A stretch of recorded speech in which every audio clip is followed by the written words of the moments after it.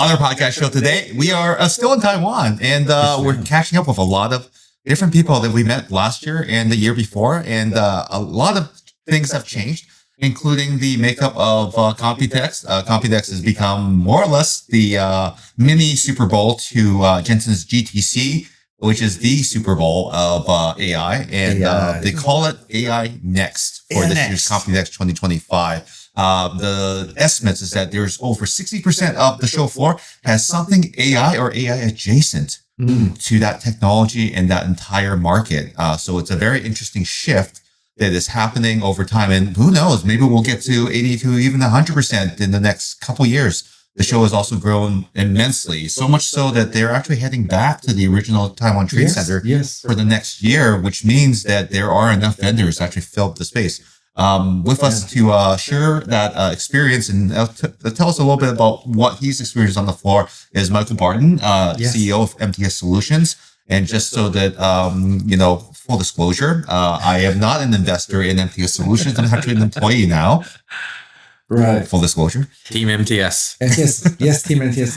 And it's been a year, right? It was the first time last year, wasn't it? First time COMPUTEX? That was my first COMPUTEX last year. Now, when you're on, tell us how you've experienced COMPUTEX and what has it done for you, how it's grown in your eyes. Yeah, so COMPUTEX for us as a company, first off, has been an amazing connection, right? We've connected with many partners, many people in the industry, a lot of YouTubers, TikTokers, people who have, sat at home and watched a lot, we kind of don't realize, this is like the hub, right? Yeah. For the longest time, I'd be scrolling on YouTube. Oh, I know that guy, and then to just see him walk right by you. It's like, whoa. That's cool. So it's like it's gone past your expectations. Yeah, for sure. I mean, that was definitely last year's experience. Was like, it was very shocking. Everything was huge and big. And I got to say, this year is the same, right? Now it's a little more tame. I know more names. I know more the lay of the land. A little bit less scarier. Yep, it's not my first time in Taiwan anymore. I think since the first time. So last COMPUTEX was my first time in Taiwan, as well as my first COMPUTEX. Yeah. I think I've been to the country 8 times since. Since then, he loves it. This isn't coming back now. It's a great country. The only thing is, it is hot. Oh, it's humid. This year is much more humid than last year, definitely. Yes, right. And it's not even the hottest part of the year. I hear that this year it comes down on you, the hotness, and then in next month the hotness actually radiates from both the top and the bottom. So imagine that and humidity.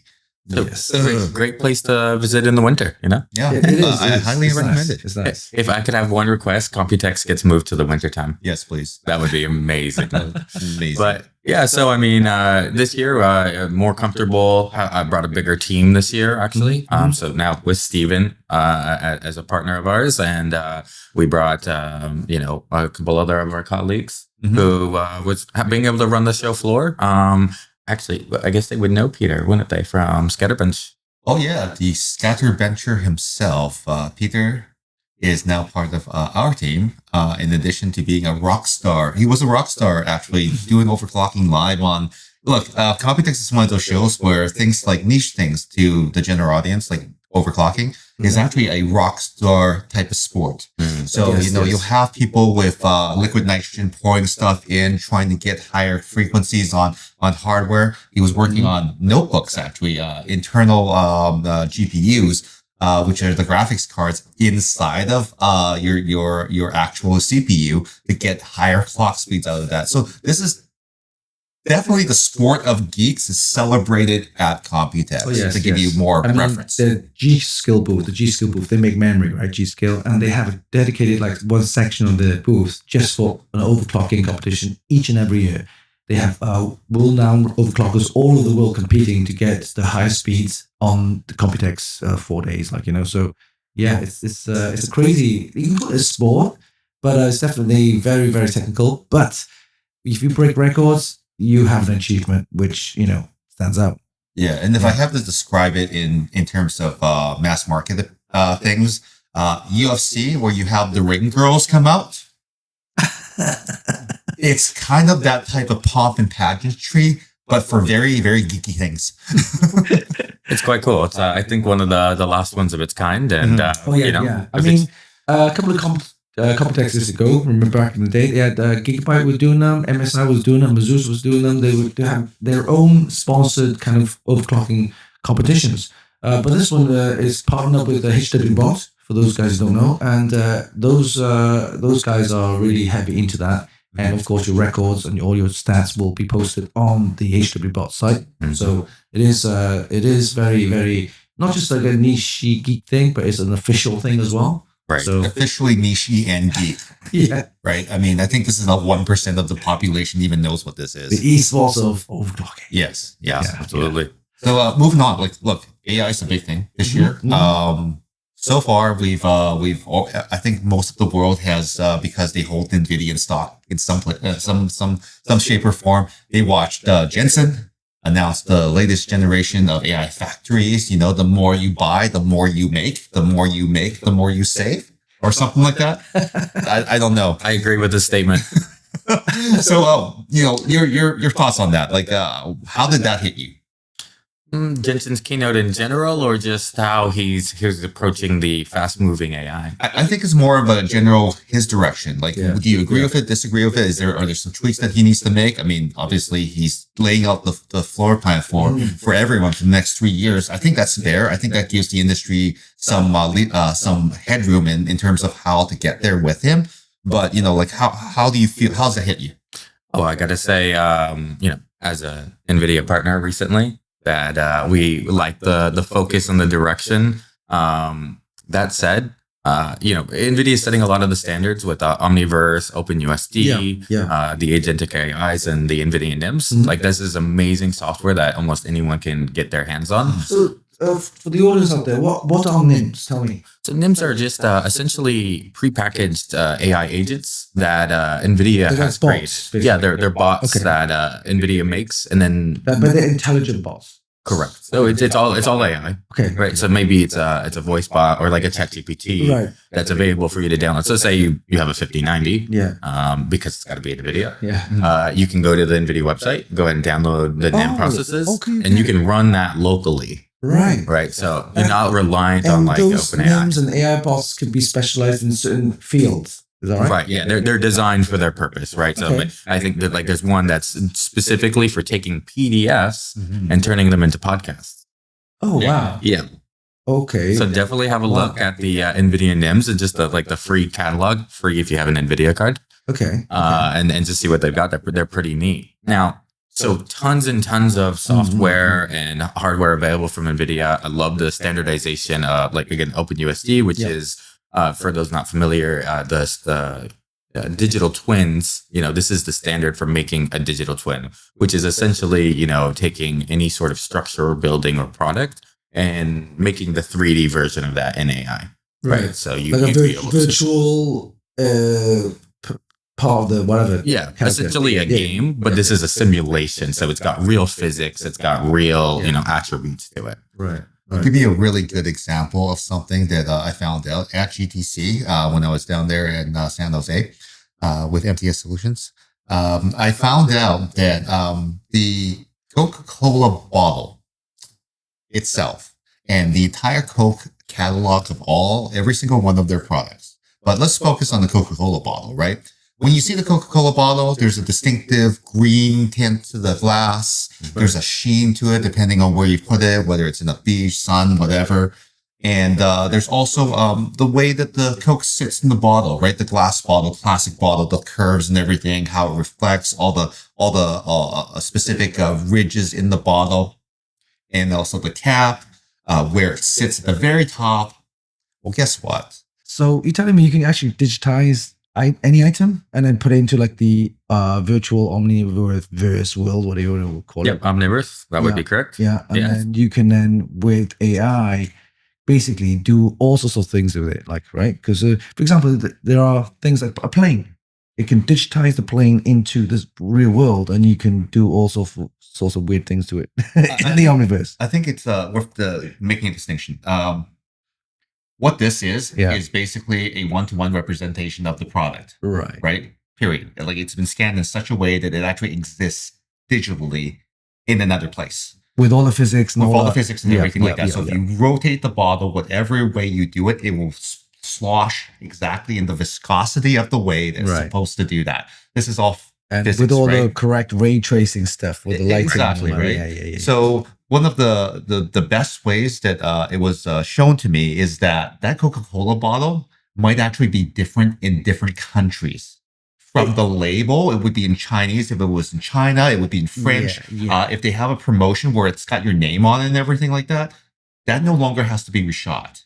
So because there's a one-to-one digital twin of that, it would actually be mapped to the original bottle, and it would actually become the right bottle for the right region. Yes, so yes. you only shoot one ad. Right. And because Coca-Cola is also Fanta and other brands as well too, it could be a Fanta bottle. They could Yeah. actually replace the entire bottle and turn it Right. into a Fanta. And in the Coca-Cola catalog actually has digital twins of every single product.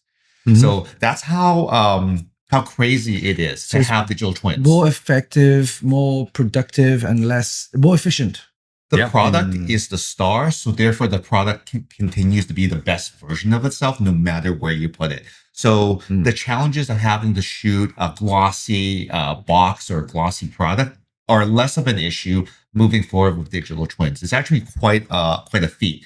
People are still required. You still have to have people in the ad to react with the product, but in this case, you can have the best possible ad with the best possible representation of that product immediately. Every time. Yep. And this is what the digital twin part. This is even before we get to the AI, which is the fun stuff to actually manipulate things in real time. So this is essentially a completely virtual world. Physics, everything is correct, right? And if you think about what that means for like cars and other ads and everything, having a different version of a slightly different trim in a different market, Different color. rolling through the hills of the UK and whatnot, where the steering wheel is on the right side of the road, which is the left. Yes, we drive correctly. I said left. Then you understand how amazing this technology could be. Right. No, absolutely. And talking about earlier about NIMs and bots and stuff like that, how has AI helped your business? You think? That's a great question. Honestly, personally, like as a CEO, organization. I'm never stopped running. Never actually properly can note everything down, calculate, put everything on the calendar. So AI for me has helped me a lot in terms of digesting meetings, doing transcripts, and doing proper follow-ups. Hey, so and so mentioned this during the meeting. You might want to actually get back to them in an email and address this. It's like, honestly, when I had 5 meetings that day, that would have definitely fallen out of my brain. So that's the thing with the smart calendar, AI smart calendar, where it will. There's a lot of different ways to make that work. Like that's one example. Like for example, if someone cancels a meeting, you slot in another activity that could be done in that space that you've scheduled for yourself. Right. That's just one example. Yep. Yeah. And so actually something that we do at MTS is, going to CEOs, going to firms that are, in the traditional non-AI way. Maybe they're actually just kind of barely running on email right now, and actually introducing them a lot of these AI tools so that, if you're a CEO like me, if you are a very busy, lawyer, anything, all the way down to even an assistant can have an assistant, right?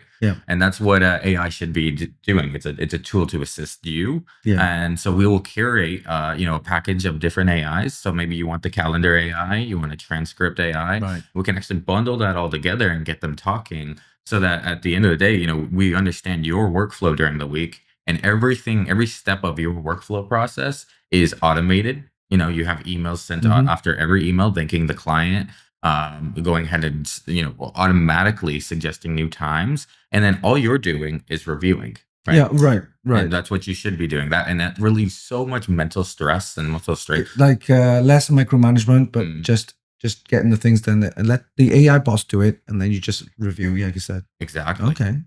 So again, answering your question personally, I mean, I think you guys can tell it's a lot more relaxed this year because I'm not worried about, is this appointment going to happen? Are we going to be on time for this? We've crammed too much in this week, right? Yeah. It's all calculated. Now, that's not gonna stop the human factor. So, I could still miss a meeting. Yes. I can still make an error. Yeah. But that's where the AI comes in, right? Oh, okay. I slept in too much. I missed my morning meeting.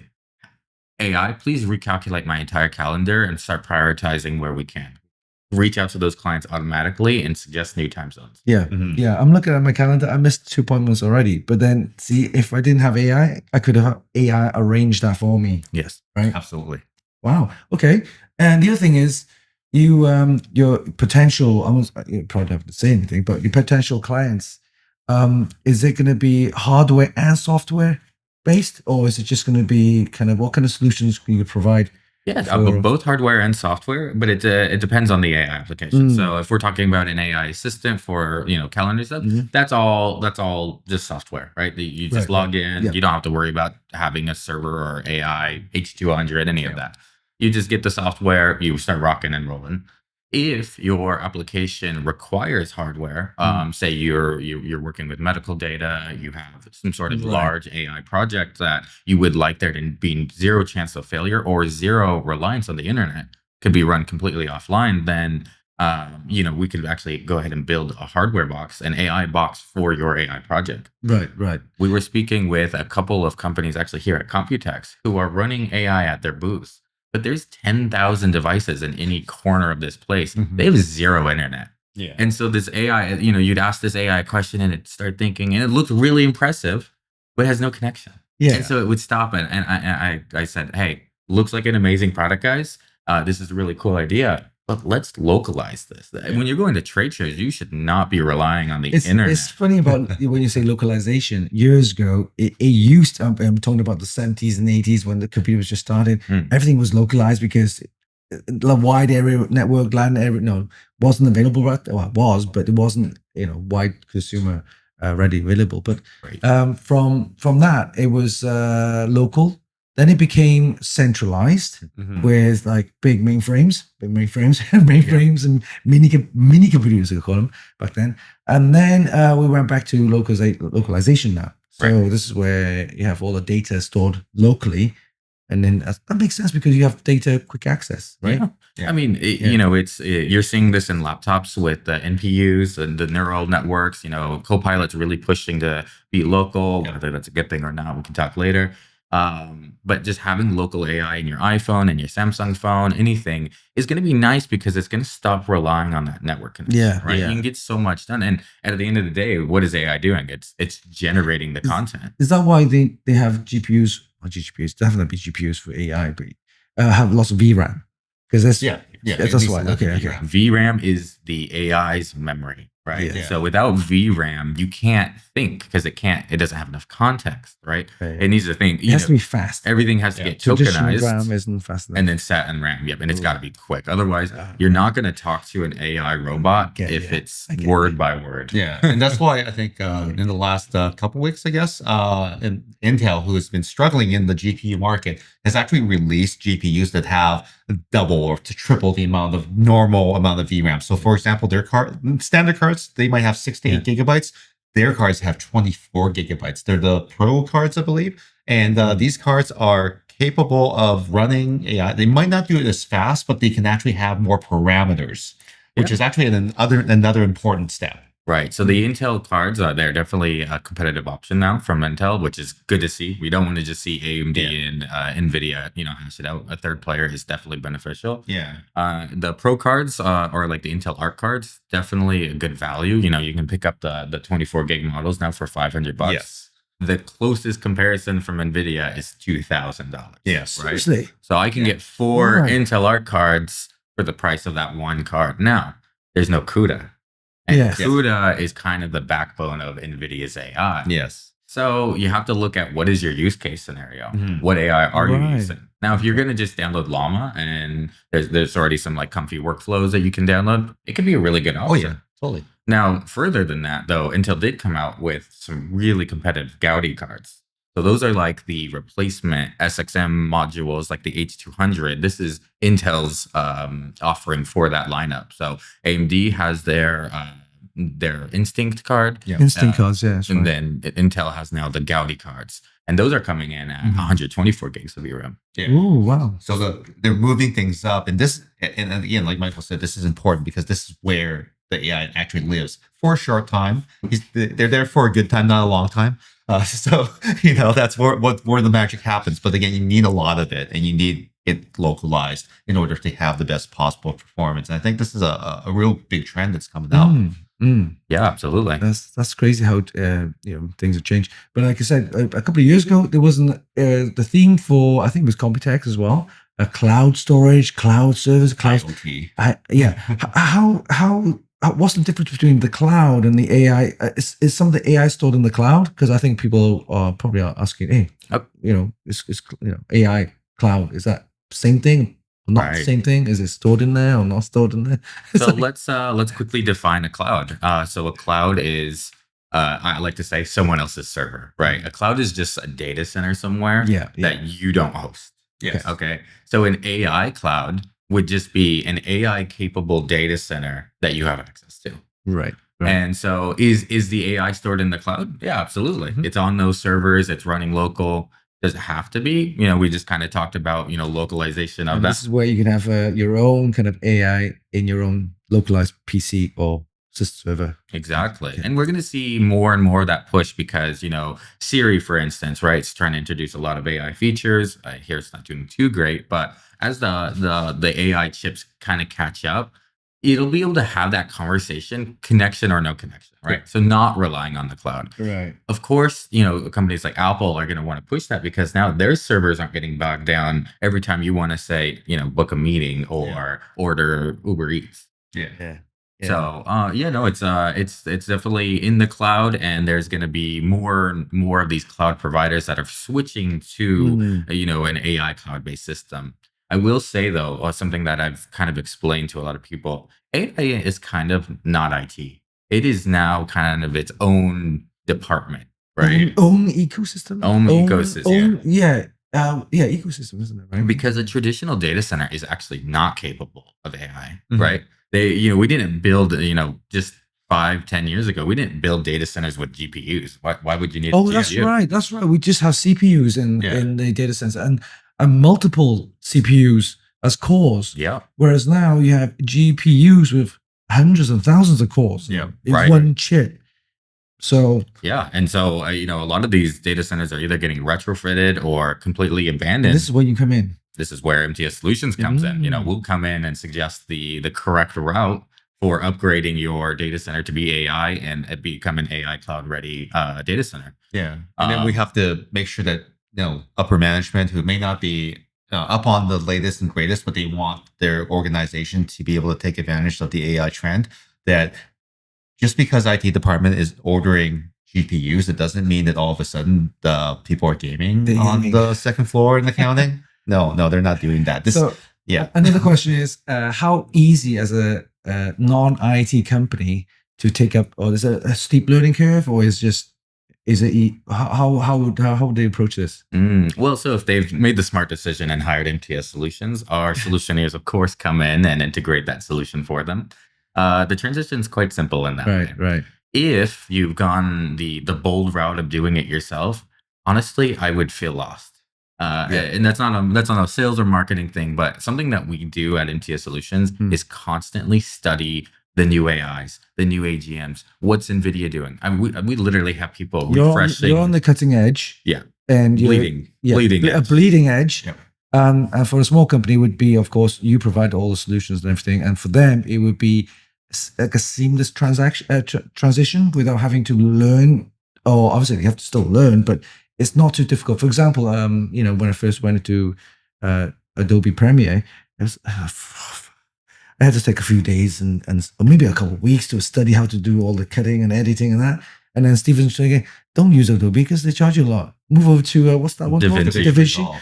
Now I've got to think, how do I, it'll be probably another couple of weeks. But with this solution you're going to be providing is at least a few days maybe, but should be a seamless transaction, right? Yeah, the integration's quite smooth. It's nothing like DaVinci Resolve or Adobe where there's like 1,000 buttons. The whole point of AI is it makes it easier. Yeah. And so we'll spend maybe a couple of days with the client teaching them the product. But the thing that they never had to worry about was, are we going to go OpenAI? Are we using Claude? Are we using Google? They don't need to worry about that. Yeah. You handled it. We've looked at their use case scenario and we said we've done this over 100 times at this point. This is the best option for you. Right. Yeah. You studied their use case. Yeah. Right. It's basically the difference between DaVinci Resolve and Adobe Premiere Pro, they're both tools, right? But what if you actually had to hand forge DaVinci Resolve? No.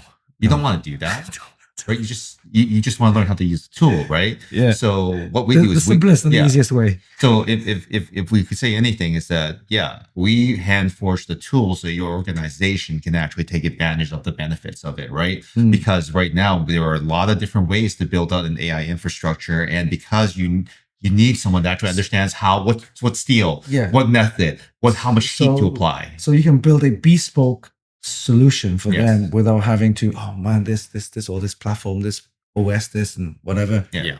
The tool just works for you. It's made for you.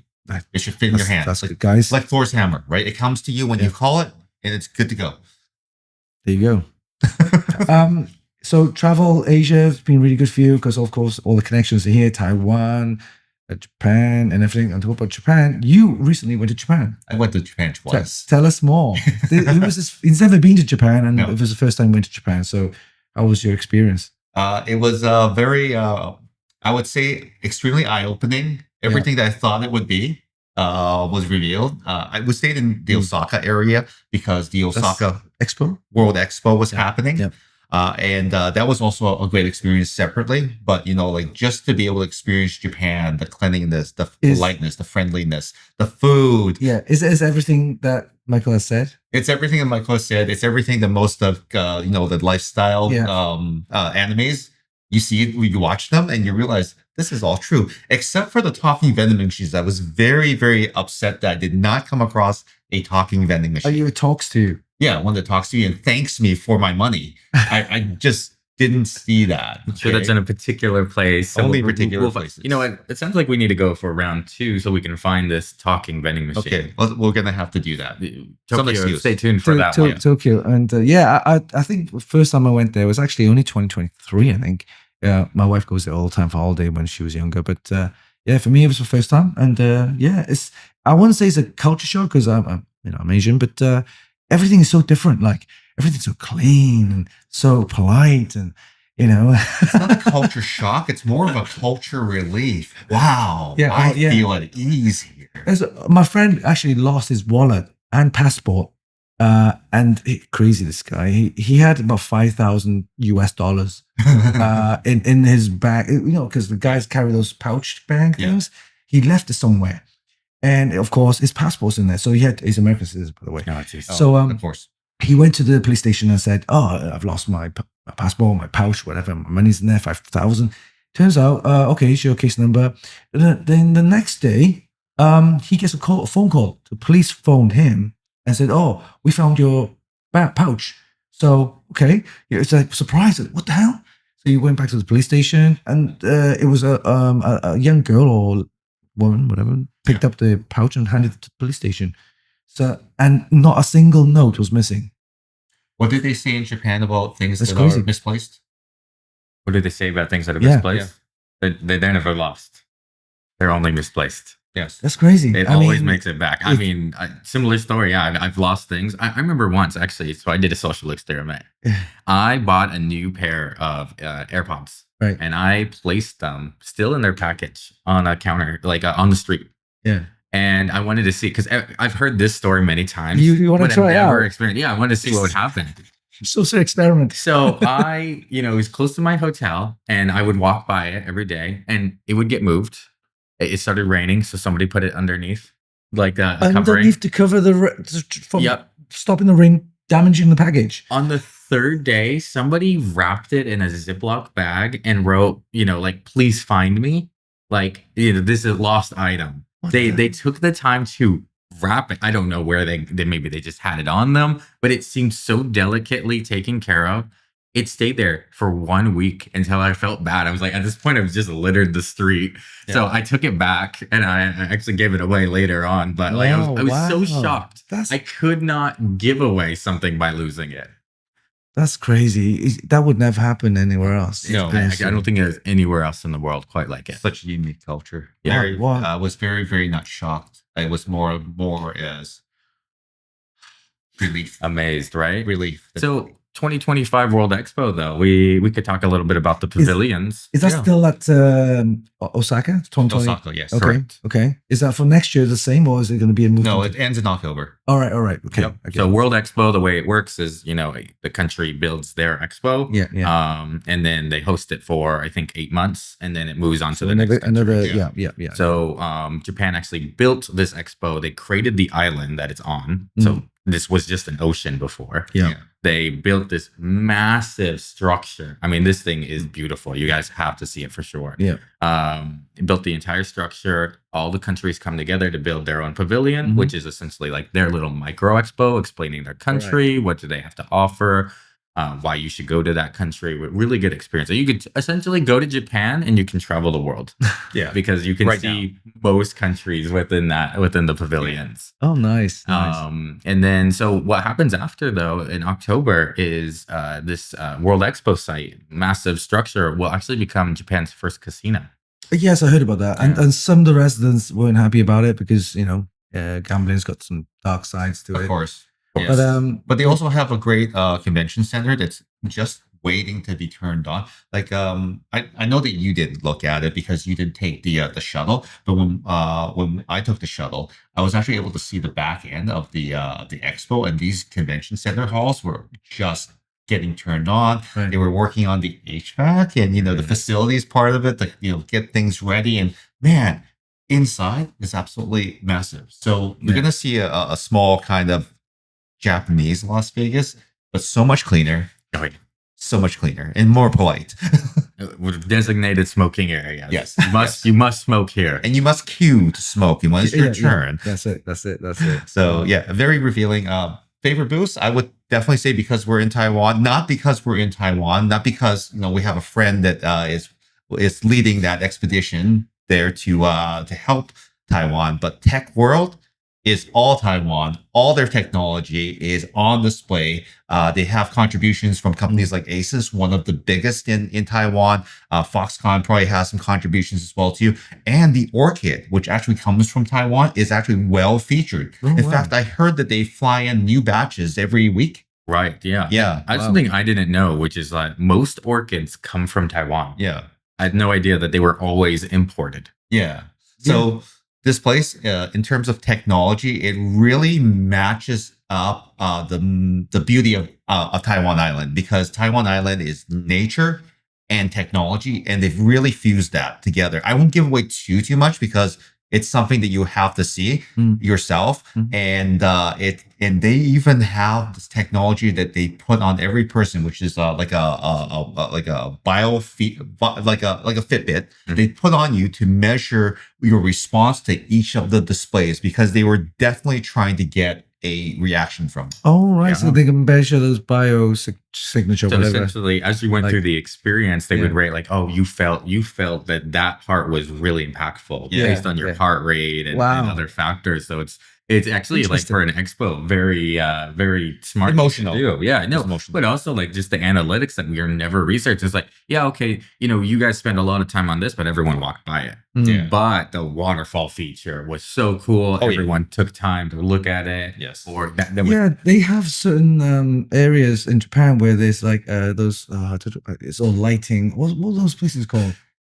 You have to go in, and all the girls live in, and they take the photos, and there's like the floor is lighted, and it's surrounded. There's loads of those, right? Everywhere. Yeah, for sure. Everything that you can think of that Taiwan can make was actually on display there.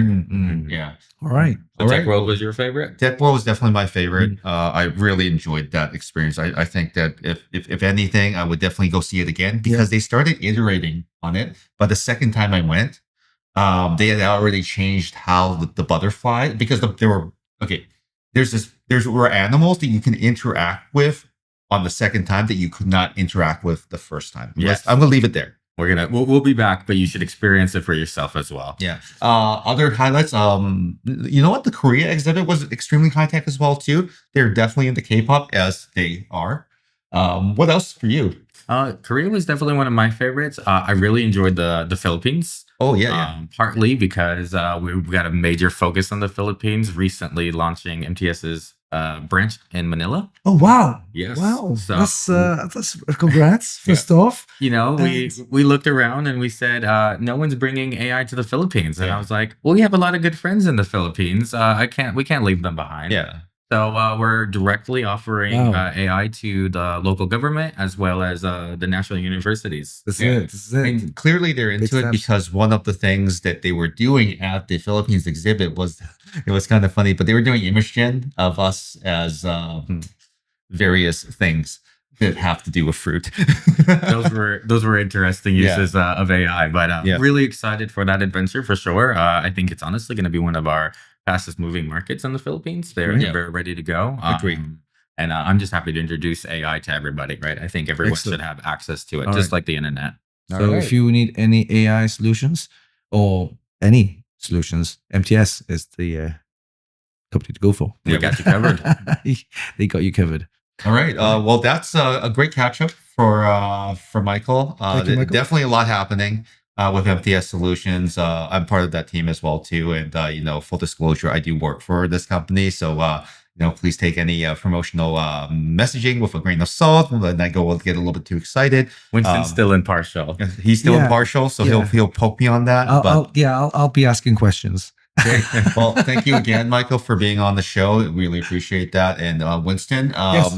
no, we're that's another. I guess that's Yes, another COMPUTEX COMPUTEX in the bag. Yeah, we've been super busy as usual, and of course, we're planning to take this further because we know that in Taiwan they have a podcast anyway, but it's in Chinese and It's Taiwanese. in Chinese, and they've been So, running it kind of yeah. all week long. But you know, like they definitely need a English language one yeah. that speaks to a lot of more different That's right. people and also different perspectives. And with you know, like the application of AI is definitely different over in North America potentially than Yeah. it is here.